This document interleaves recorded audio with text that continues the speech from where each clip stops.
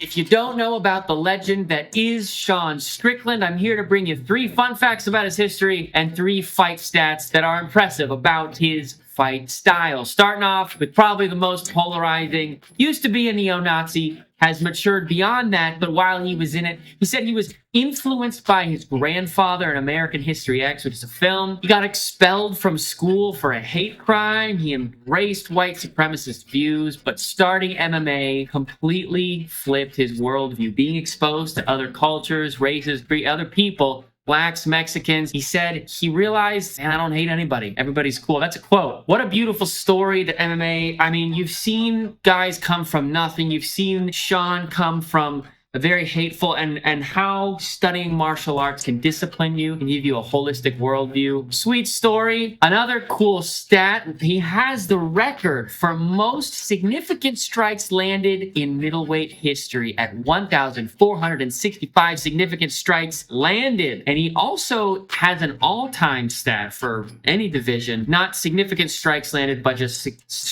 strikes landed in general with 2,216. That's your little stat for you. We're going to go back to the history stats. He attacked his abusive father with a guitar to save his mom. If you know anything about him, or if you heard his story on Theo Von, however you want to pronounce it, he's had a pretty tumultuous history. His father would come home. He was a violent man. He was worried about his mom's well-being, and he had to attack his dad. He fled, called the police, but the cycle continued. Camera just died, but moving on to our second statistic, he has the second highest significant strikes landed per minute in middleweight history at 6.19, and the longest average fight time in his division, which basically means he could tough it out for a long time. Going back to our history stats, he jumped into the crowd to brawl with Dricus du Plessis back at UFC 296. A lot of trash talk going back and forth. He turned around, looked at du Plessis. Some words were said. They'd been heated prior to this. The guy instigated a massive brawl. It's just who he is. He might have moved past his immaturity of, being a kid, but he's still out there to brawl, and I guess you might say entertain us all. He's also held a trespasser at gunpoint, and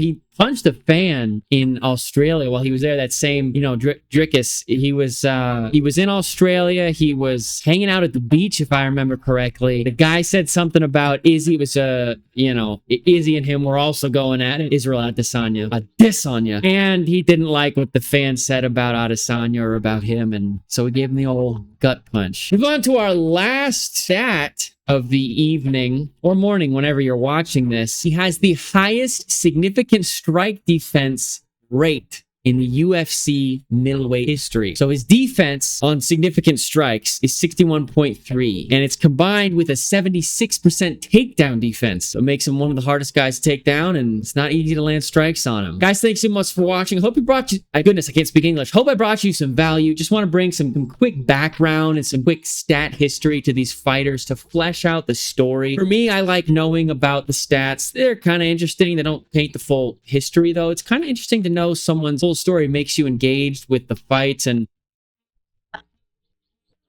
anywhere. I mean, they're beautiful. They come out of the hood, they come out of the ghetto, and they make something of themselves. The story of, Charles the Bronx, the story of, oh my goodness, the welterweight I can't think of right now. All these phenomenal stories where these guys are really struggling. Like them or hate them, they've got phenomenal stories. The best sport in the world, and we'll see you again soon with some more. I can't decide if I want to do stats or facts, or, I just want to flesh out the story and make people fall in love with these fighters because they're truly giving their heart out there and working really hard. So I want to show that. And as always, I hope you know God, and I hope you love him. If you are interested in MMA documentaries, that is where I've been spending a lot of my time away from this channel. If MMA is your thing, I do documentaries on fighters or people that have achieved a high level of greatness. Appreciate you staying tuned to this channel. We'll see you soon.